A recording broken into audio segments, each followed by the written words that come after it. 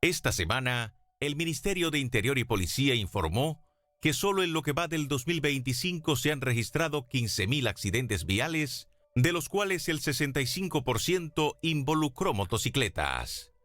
Las provincias donde se registran más accidentes de tránsito son el Distrito Nacional, la provincia Santo Domingo, Santiago, San Cristóbal, La Altagracia y La Vega. Y las carreteras con mayores siniestros son la autopista Duarte y la carretera Sánchez. El fenómeno no es nuevo. Desde el año 2000, la Organización Panamericana de la Salud ha incluido a República Dominicana entre los 5 países con más muertes por accidentes de tránsito de la región y desde el 2010 ha estado en primer o segundo lugar.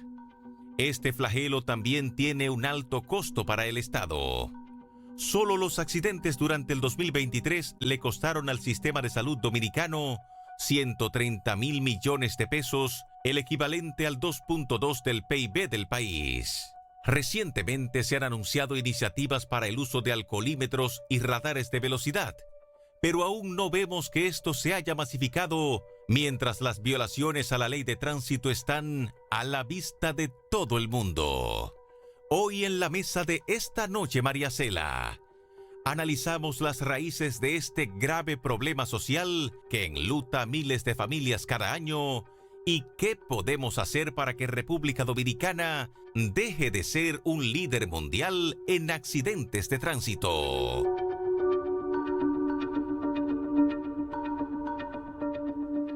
La noticia que yo estaba dando sobre lo que ocurrió esta madrugada fue en la carretera Dajabón-Los Miche.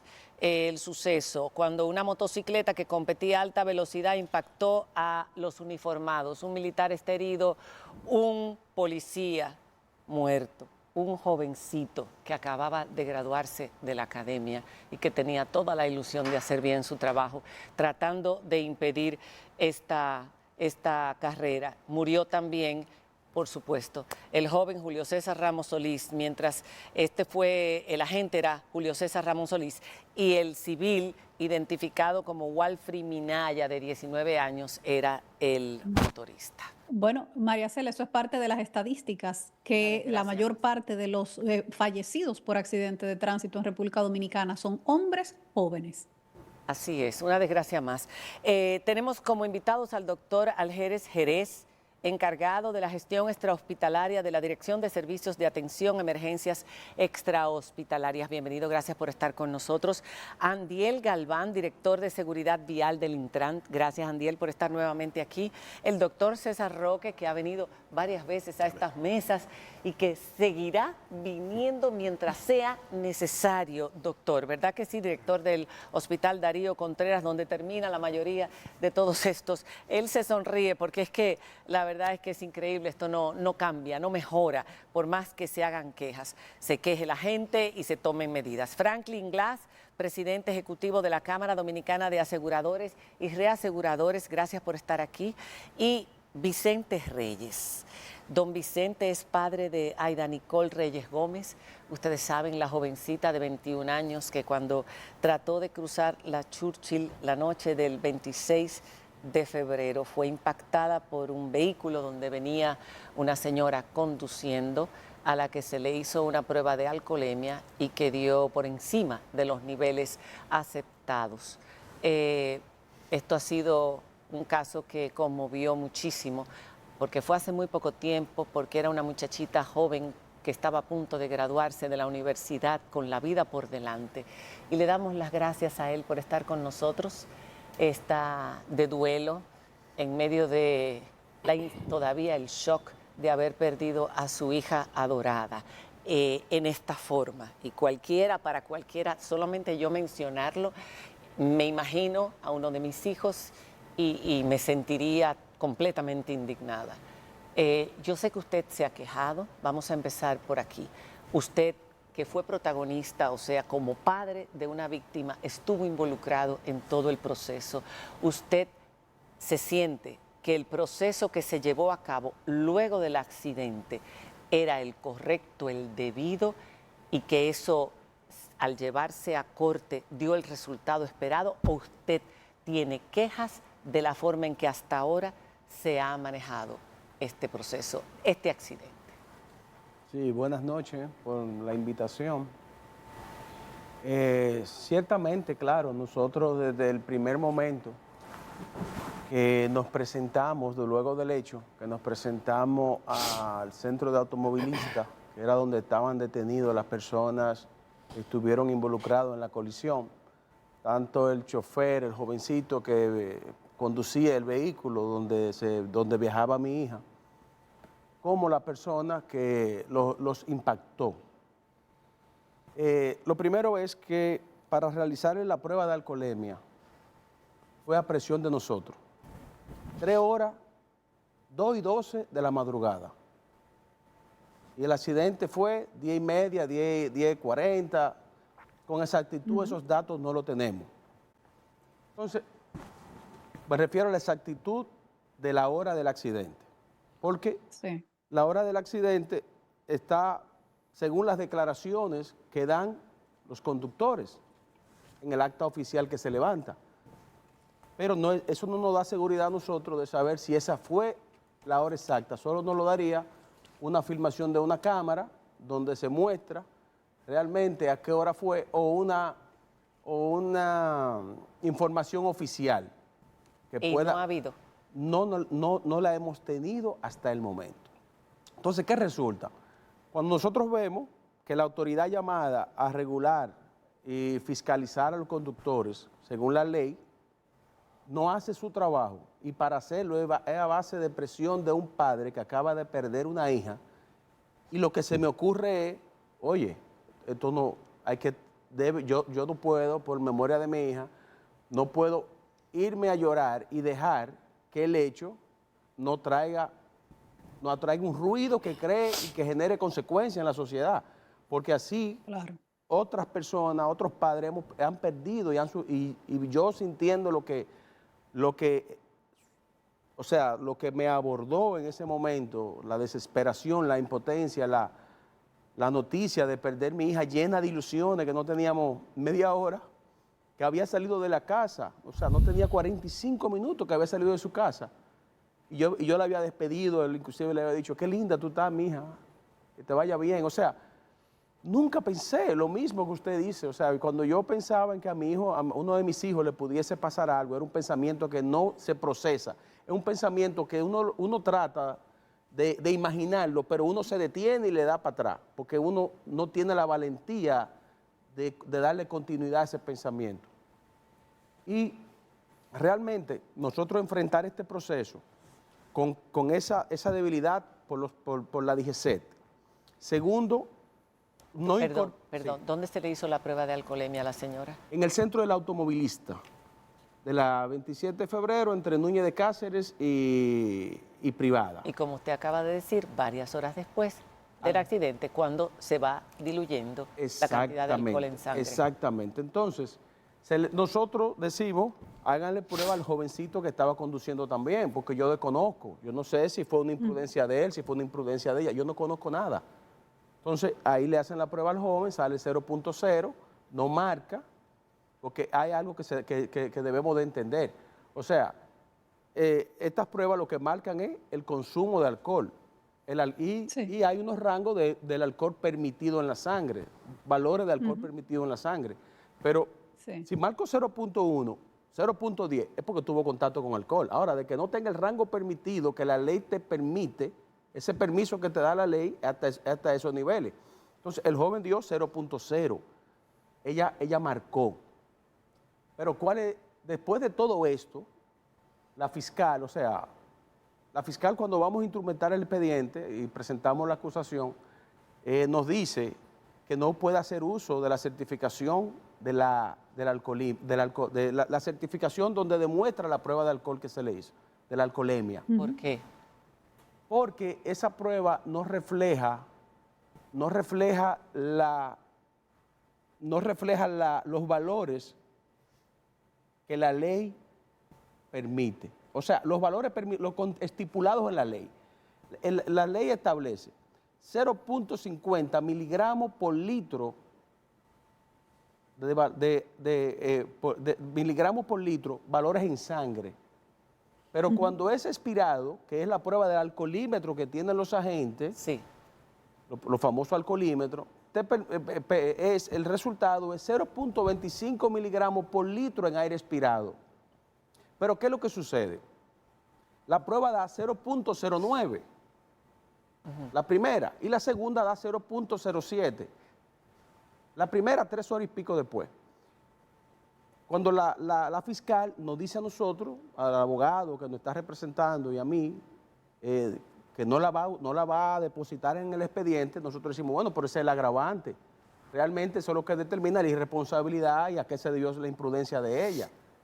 Bueno, nos dice que ese es el diario vivir de ellos allá y que por eso los casos no prosperan. Pero que no se aceptó la prueba porque no fue en sangre, sino por No. aire o porque no No, da la porque no cantidad. marcaba lo que dice. Pero la en ley. aire y en sangre no debe ser lo mismo. No, yo le voy a decir qué es lo que sucede. En el día de hoy, nosotros tuvimos una reunión con el ingeniero Morrison y mañana tenemos una reunión con el general Osoria de AMEC que nos va a recibir, porque lo que nosotros a través de este caso hemos identificado es preocupante y alarmante.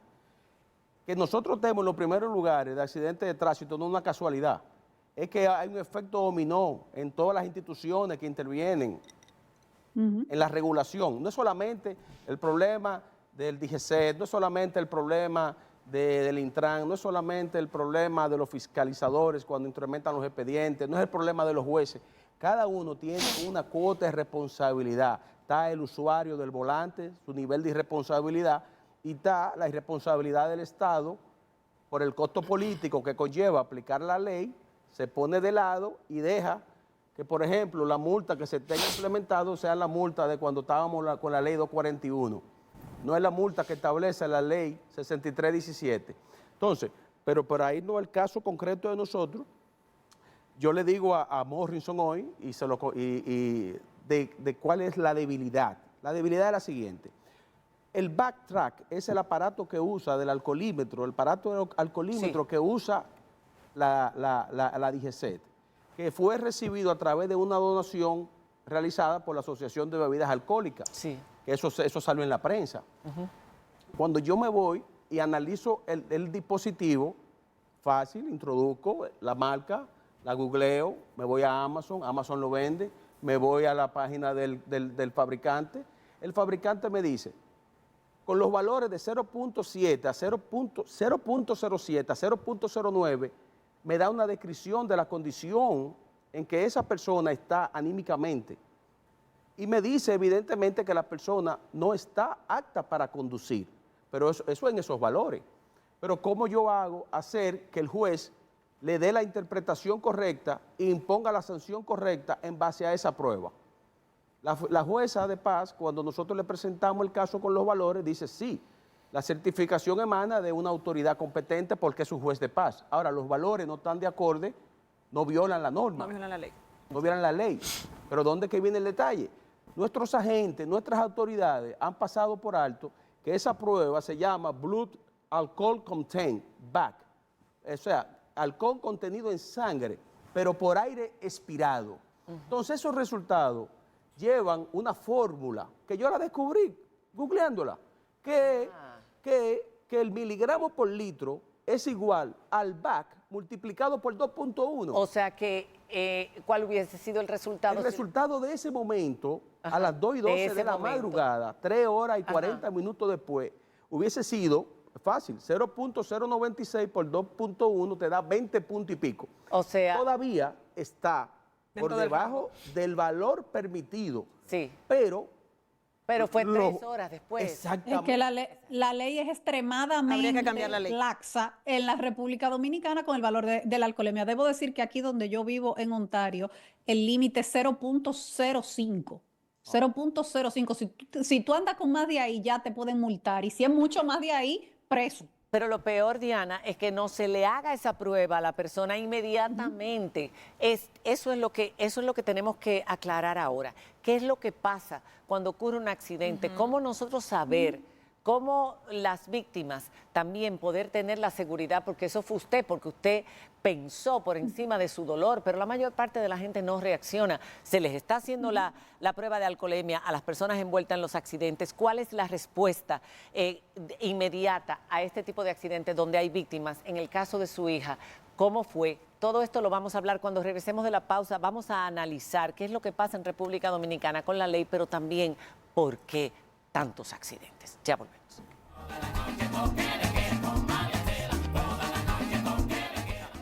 Bueno, estamos hablando de los accidentes de tránsito. Ya ustedes vieron esta primera parte donde hay un testimonio de una persona que acaba de perder a su hija y cómo fue manejada toda la situación, sus quejas y lo que dijo. Ahora bien, quedamos con una pregunta planteada sobre la mesa. En la escena del accidente, cuando ha habido una víctima mortal o una persona o personas heridas graves, ¿qué es lo que procede? ¿Cuáles son las autoridades, los first responders, los primeros que responden y en qué forma tienen que manejar la escena para poder saber qué fue lo que ocurrió, independiente de si hay cámaras o de si hay testigos o no? Sí, bien, por lo general las primeras personas que responden, los primeros respondedores, tienen que ver con la atención extrahospitalaria, que es el servicio que nosotros damos a través de la DAE, la Agencia de Salud del 911. En el caso particular que estábamos planteando aquí, y como conversábamos fuera del aire, primero le damos la condolencia porque es difícil que un padre entierre a su hijo. No obstante, en la parte que corresponde a la atención extrahospitalaria, porque hay varios actores como se mencionó anteriormente, hemos cumplido como Estado dentro del rango de tiempo establecido y demostrable, porque está todo grabado y certificado. Él habló de 15 minutos. Habló de 15 minutos, realmente fueron 15 minutos entre la llamada y la llegada, entre la llamada y la asignación de la ambulancia, porque hay unas preguntas para ubicar. De hecho, en la llamada se puede ver que la persona que activa el sistema ni siquiera estaba ahí, había pasado por ahí y siguió, y entonces ella dice, no, yo cuando lo volvemos a contactar, dice, no, yo no estoy ahí, yo pasé por ahí, pero es en tal sitio. Entonces, este tipo de cosas también retrasan la atención, porque cuando el usuario no está en el lugar, las preguntas son muy limitadas para la ubicación del evento. No obstante, a pesar de eso, en 15 minutos la unidad estuvo ahí. También estuvimos escuchando de que las unidades no tenían el equipamiento necesario para poder atender, que no tenían estetoscopio, que no tenían una serie de situaciones. Sin embargo, en este caso particular, la ambulancia que atendió este evento fue de las recién donadas del gobierno chino, 120 ambulancias que donó, sí, de la cual incluso nosotros hemos tenido que quitarle equipos que no son habitualmente usados en la atención extrahospitalaria. No obstante, a la hora de la llegada ya la paciente estaba fallecida, porque yo me comuniqué también con los doctores que estaban ahí, específicamente con la doctora, y ella me dijo, doctor, mire, no había nada que hacer. Yo le tomé pulso en el pie, le tomé pulso en la mano y no había nada que hacer en ese momento. Así que nosotros somos los primeros que debemos llegar ahí para atender al paciente. ¿Qué nos retrasa a nosotros? Que eso es importante. Esto es importante que la gente lo sepa. Nos retrasa el tránsito, pero no solamente porque es natural de la ciudad, sino también porque algunas personas no ceden el paso a la ambulancia. Todavía. Incluso se van delante de la ambulancia para que mientras los que están delante puedan estar abriendo, la persona sigue avanzando, pero con la ambulancia detrás. Eso es una de las cosas que nos generan situaciones. Otra cosa que nos genera problemas para la llegada es el problema que tenemos con las direcciones en la ciudad. Si pudiéramos compartir algunas estadísticas, el Distrito Nacional tiene mayor cantidad de casos que las demás provincias de Santo Domingo, este, norte Santiago, y demás. Sin embargo, el Gran Santo Domingo, San Cristóbal, La Vega, donde la mayor... Y la Altagracia. Y la Altagracia. Sí, hablando específicamente de la ciudad de Santo Domingo, en el distrito tenemos mayor casos de emergencia. Sin embargo, a nosotros nos cuesta más tiempo llegar a Santo Domingo Oeste, que es el que tiene menos casos, unos 500 casos de emergencia por semana, por el tema de que la ubicación, muchas veces hay calles que no tienen número, casas con el mismo número, calles repetidas. Exacto. Hay una serie de situaciones que nos impiden a nosotros llegar a tiempo a la Y a la autopista Duarte, ustedes, en esos casos que dice que son la Sánchez y la Duarte, las dos autopistas. La autopista Duarte y la Sánchez. De hecho, en esta semana hemos tenido dos casos importantes en ambas autopistas, pero también para el este, cuando pasan situaciones hacia allá son accidentes múltiples. son accidentes múltiples. Sí, pero quiero decir la llegada, porque es importante que la gente sepa lo que puede esperar de una ambulancia, Sí. porque no se puede manipular a una persona que acaba de sufrir un impacto, ¿verdad, doctor? No se debe. Todavía hay gente que lo hace. Yo creo que ya eso es cosa del pasado. Ya no estamos viendo la camioneta tirando el saco de papas ahí. No. Hemos crecido grandemente con el sistema 911. Ok, ustedes llegan, son los primeros para dar la asistencia médica. ¿Qué pasa luego? Ya eso se convierte en una escena que hay que cuidar para una investigación posterior. ¿Quiénes son los que deben de llegar? ¿Quiénes deben hacer las pruebas a los que están involucrados, que van al volante, al guía? ¿Cuál es el proceso para que todos que estamos expuestos al estar en la calle sepamos qué va a pasar y qué debemos hacer? Bien, en los accidentes de tránsito intervienen varias agencias. Nosotros como agencia de salud, la policía y la DGC sobre todo. Ahora, si hay un incendio con el vehículo, también se llama a los bomberos, o si hay algún atrapado. Entonces, cada una tiene una función importante. Nuestra agencia atiende al paciente, a las personas afectadas. La policía acordona el área para la seguridad y la DGC entonces hace los levantamientos del lugar en relación a los involucrados en el accidente. ¿Se hizo eso, don Vicente? Fíjese, cuando llega la médico legista, la primera queja que le da, o sea, que hace en contra de los agentes de la DGC es por qué retiraron al vehículo. Si yo tengo que revisar ese vehículo para levantar el acta. Claro. Entonces, pues le repito, o sea.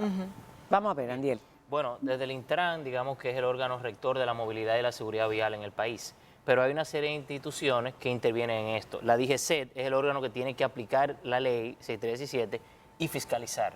En ese caso, cuando la DGCET llega, evidentemente que, según la ley, tiene que crearse una unidad de atención, una unidad de investigación de los accidentes de tránsito. Correcto. Pero así como ese elemento, hay otros elementos de la ley que todavía están en proceso. Digamos que aquí hay un asunto, ¿verdad?, de una ley bastante Hay un vacío moderna. legal. Sí. Hay todo un sistema de seguridad vial.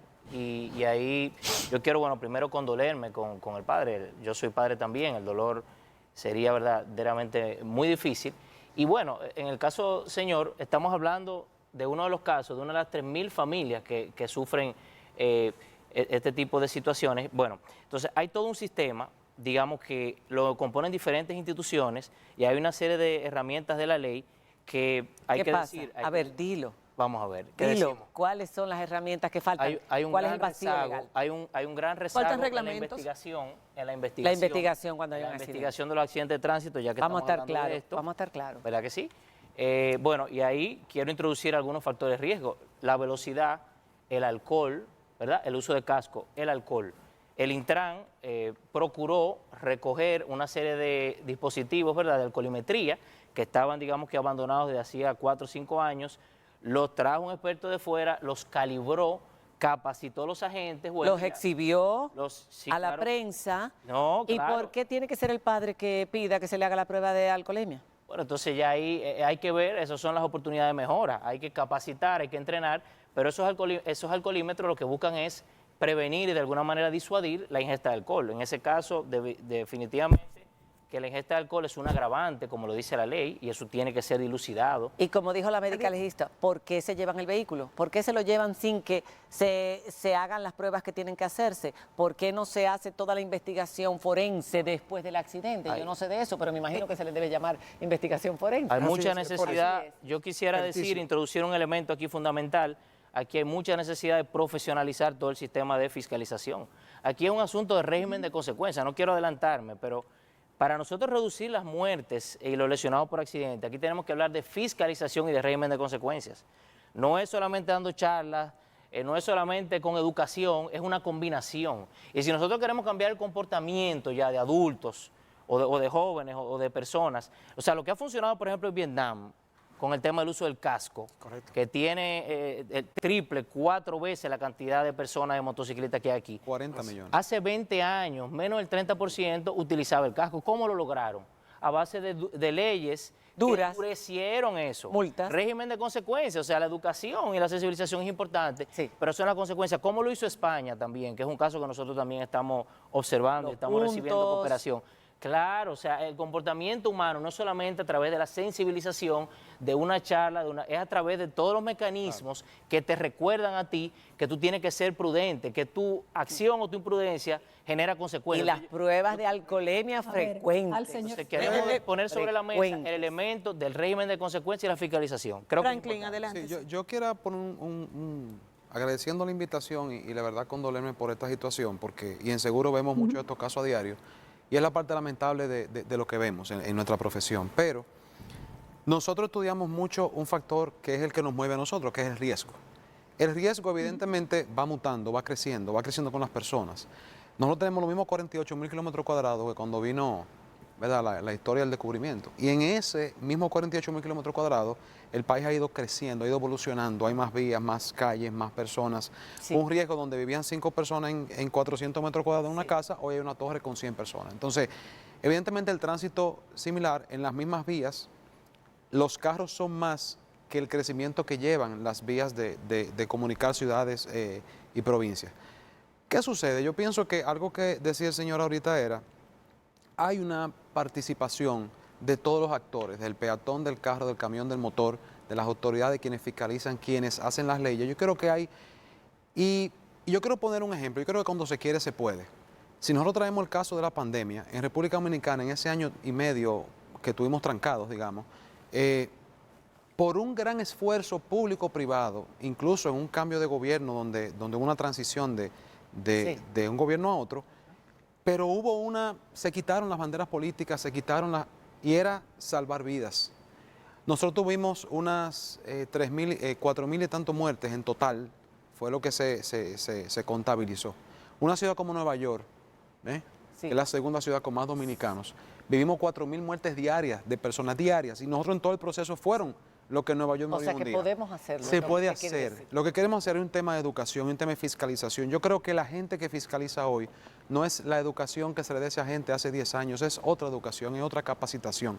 Igual, nosotros entendemos que el tema, por ejemplo, el motor es un mundo con una realidad muy distinta al riesgo que vive al del carro. vehículo, al del peatón, al ciclista, al camión. Entonces tenemos que abordar la solución. Pero él no sabe por dónde debe moverse Claro. específicamente, porque no existe tampoco una norma. El diseño de las avenidas, En de otros las países calles y tiene eso, una norma de por dónde va el que Entonces, va en el patinete, ahí, de por dónde va el que va en el claro, motor, ahí la tenemos que bicicleta estudiar. y el carro. Tenemos que estudiar el Pero riesgo. nuestras calles son muy estrechas, que también ese es otro problema, sobre todo las de la ciudad, las de las ciudades grandes. Y tú decías lo de la ambulancia. Muchas veces hemos oído ambulancia detrás y yo miro con mucho miedo, me voy a la esquinita del contén, pero el otro está al lado de mí, se monta en la esquinita y no hay manera de que una ambulancia pase. Sí, en el Entonces túnel. la gente tiene que irse en el semáforo rojo y tratar de...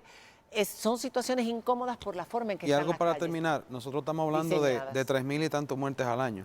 Pero ¿y aquellos que no mueren, que quedan sin un brazo, una pierna, no se pueden mover, Exacto. inválidos? Que de esto ¿Qué sabe- pasa con esas personas? Que de esto sabe muy bien el doctor. Es increíble que son muchachos de 15 a 30 años los que están recibiendo en el Hospital Traumatológico Darío Contreras, que es el principal centro de trauma del país, donde estamos viendo 200 emergencias por día, que es un número que equivale a 5 hospitales Wow. del De esas país. 200 emergencias, ¿qué porcentaje son por El accidentes? 40%. O sea que estamos hablando Es de mucho, 80. es mucho, es demasiado. Diario, solo en el Darío. Sí, es que es muchísimo porque nosotros no vemos gente con un dedito roto, todo es trauma mayor. Es trauma mayor. Porque son motores. El 68%, eso no ha bajado de ahí. Y el año el 2023 tuvimos 121.850 lesionados. Y el número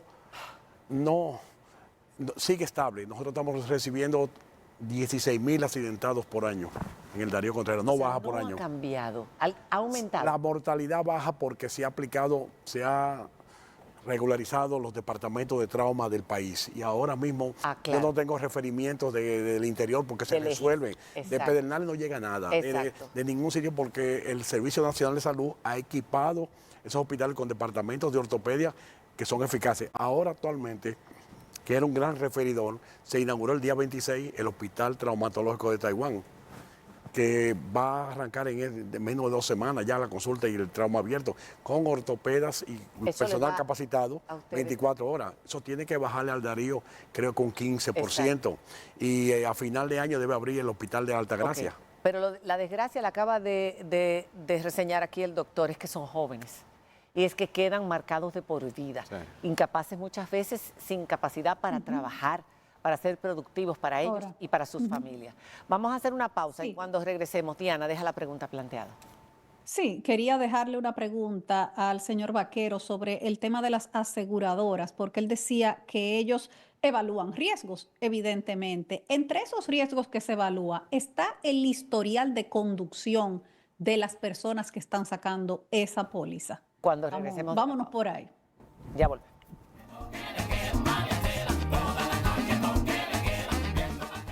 Habíamos dejado una pregunta, Diana había planteado una pregunta para Franklin.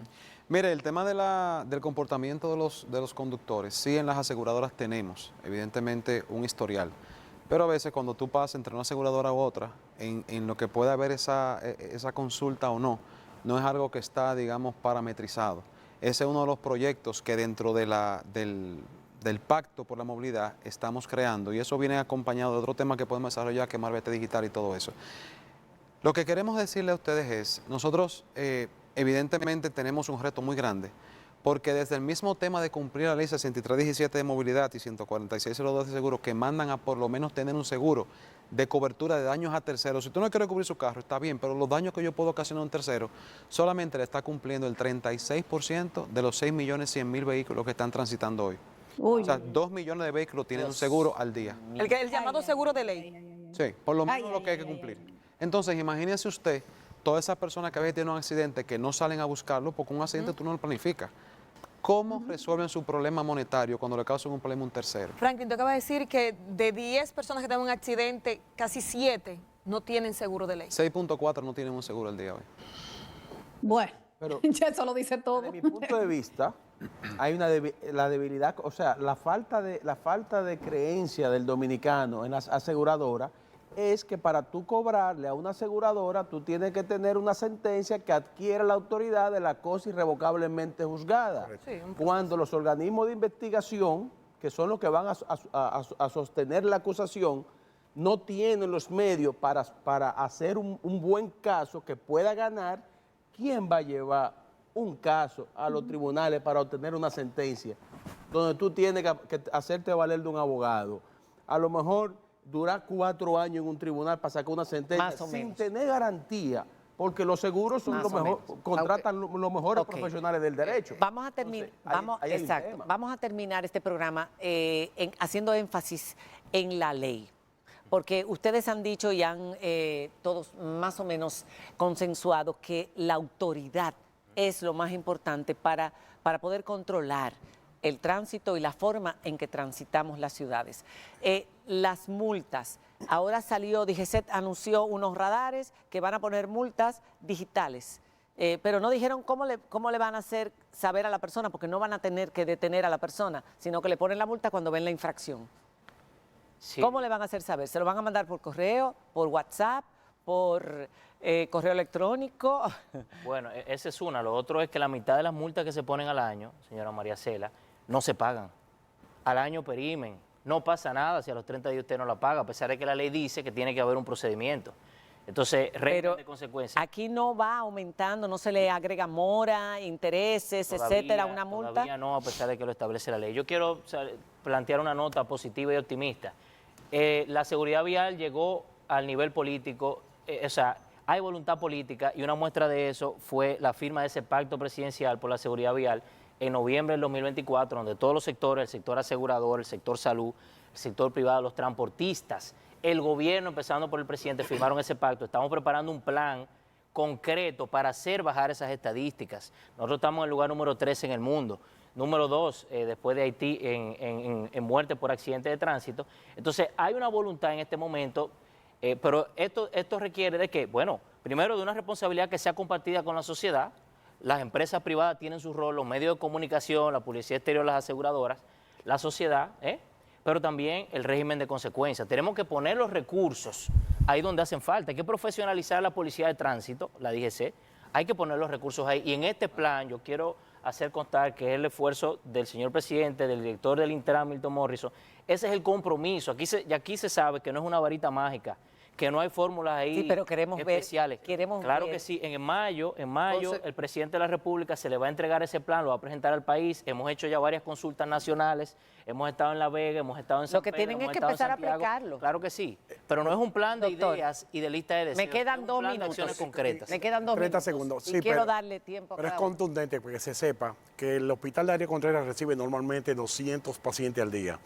Y esperábamos para Semana Santa, que pues, estamos a 30 días ya, Sí. recibir unos 250 Jueves Santo, Viernes Santo, Sábado Santo. Y no fue así, bajó a 100, bajó a un 30%, porque apretaron a las patanas, apretaron fue los la Semana camiones. Santa pasada. O sea, la Semana Santa pasada bajó al límite que Me nunca el acuerdo. Darío, porque Interior y Policía y la DGC ¿Se pusieron duros? Se pusieron duros. Entonces yo creo que si endurecemos, como pasó con las playas, que a las 5 de la tarde cierran la playa, no hay ahogados. Bueno, ahora, como vimos, la jovencita sabemos todavía. en la madrugada se fue al mar, pero pudo haberse metido al mar porque estaba en la playa. Para cerrar, yo participé hace unos días 20 segundos. en un tema relacionado al análisis de accidentes de tránsito. Y lo primero que yo creo es que debemos comenzar a cambiar lo que es un accidente. Una persona que toma alcohol, que se va en rojo, que anda en un vehículo sin luz, nosotros no podemos considerar eso como un accidente de tránsito. ¿Y cuál es la pena que le va Porque a esa entonces, persona? entonces al que se desmaya en un vehículo... Homicidio.